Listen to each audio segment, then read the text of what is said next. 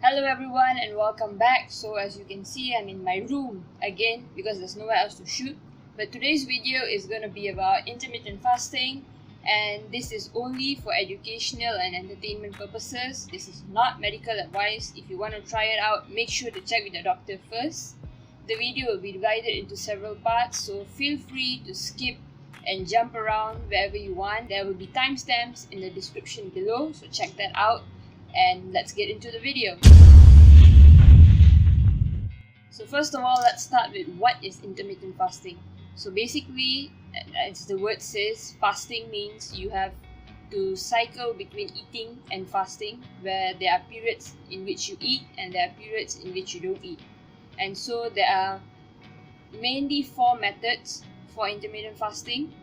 The most common one is the 16/8 method, which is where you would fast for 16 hours and you would only eat within an 8-hour window. This is the most popular one and also probably the easiest one to follow out there.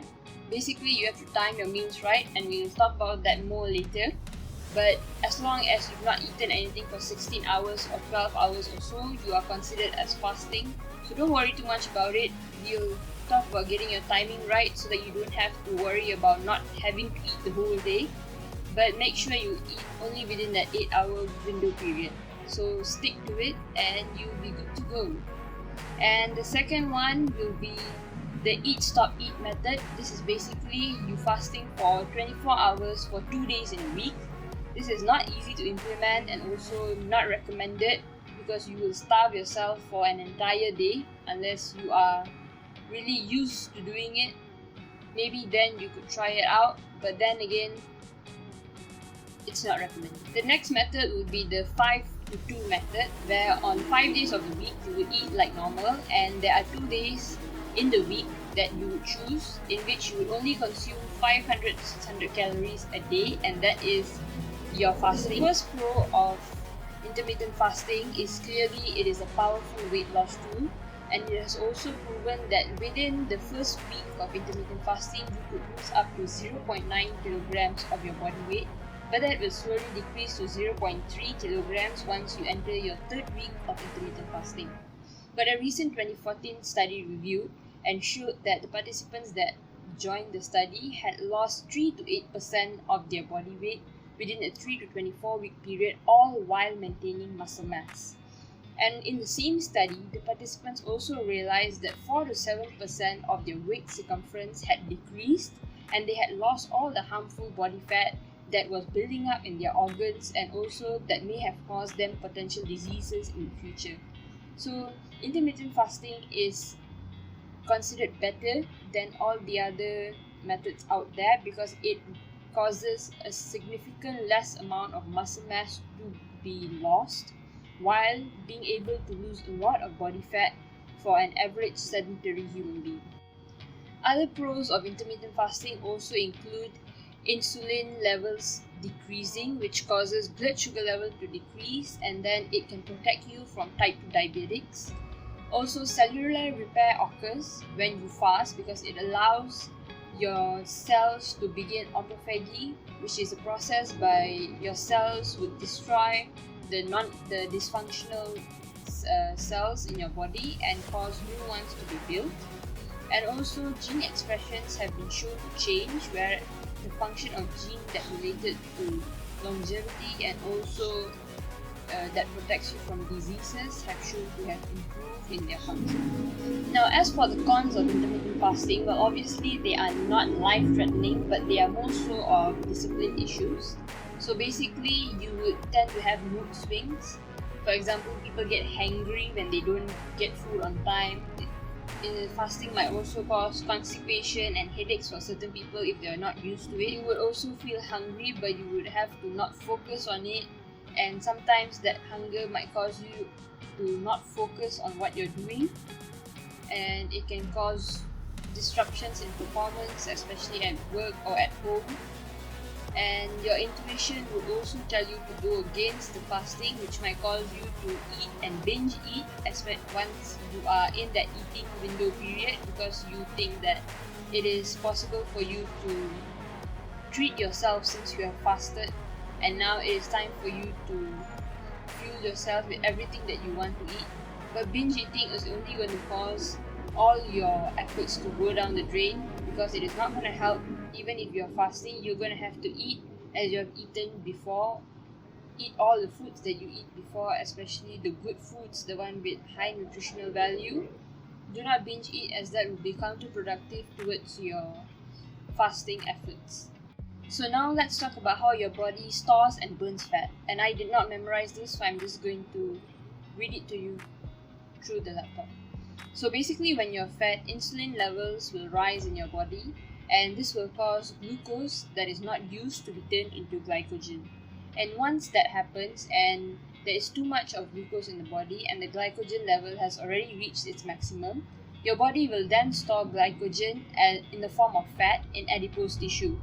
Although fat stores are much larger,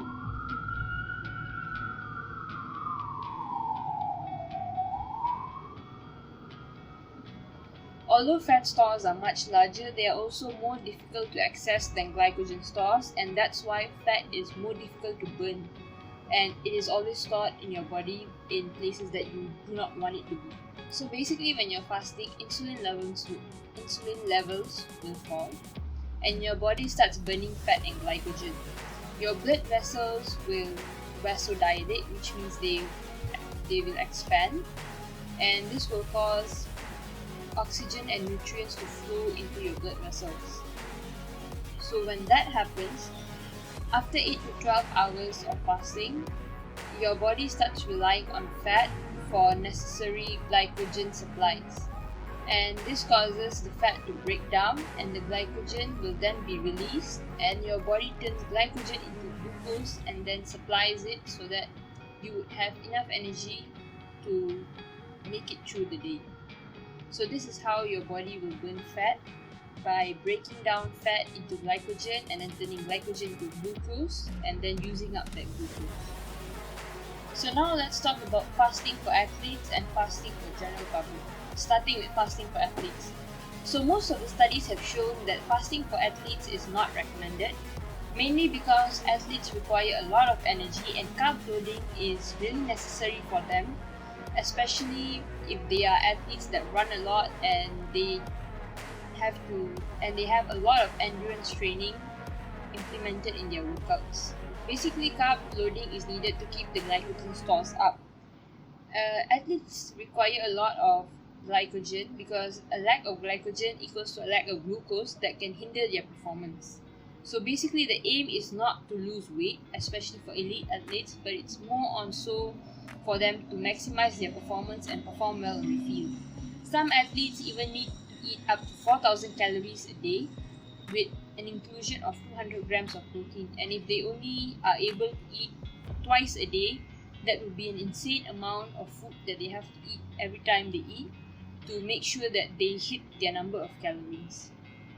Another reason why is because, like I've mentioned, endurance athletes need a lot of calories as they are constantly running and constantly burning. So their glycogen and glucose stores need to be really high for them to maintain their performance and train to the highest level possible. In female athletes, however, it has shown that fasting can also increase anemia because female athletes tend to have a high level of hepcidin, which is an iron-regulating peptide hormone made in the liver. So basically, a high hepcidin equals to less iron absorbed by the body.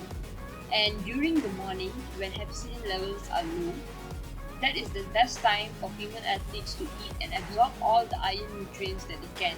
So if they are fasting in the morning and not absorbing as much nutrients as they can when they are supposed to, they are basically losing out on all the benefits of absorbing the ions that they need to, which could potentially lead them to having anemia. As for fasting for the general public, well, like I've said before, it's a powerful weight loss tool. So basically, if your last meal is at 8 o'clock at night, so you wouldn't have to eat until 12 o'clock the next day, as that would fulfill your 16-hour window period of fasting, and then all you have to do is skip breakfast and have lunch at 12 p.m. So when you do this, between 8 to 12 o'clock when you cannot eat, it also avoids you from late night snacking, and it will allow for all your glycogen stores to be used. Thus, you would be able to burn fat more easily. Also, during fasting, white fat tends to transform into brown fat more easily. So basically, white fat is fat that you store in your body, and brown fat is a specialized fat that tends to burn more calories and also produce heat. The reason why it's brown fat is because it contains mitochondria, and mitochondria has iron in it, which gives it the brown color. Intermittent fasting is also really good for the public because, like I mentioned, it is not hard to do. All you have to do is either skip breakfast or you skip dinner, whichever one you prefer. Since you are eating in a restricted window period, you will also have to fuel your body with nutrient-dense foods. So this will also avoid you from eating junk food, because if you have a limited amount of time to eat, you're going to have to eat all the good foods you can to make sure that your body is properly fueled for the day and you have enough glucose supply and glycogen supply to keep you going for the day. Intermittent fasting is also not an overnight weight loss solution. You would still have to exercise even though you are fasting, but it will definitely help you in making your body feel much lighter than you did before. So try it out and make sure you consult your doctor first. And with that, we have reached the end of this video. I hope you guys enjoyed it. If you did, leave a thumbs up, hit the subscribe button, and leave a comment on what you would like to watch next. I'll see you in the next video.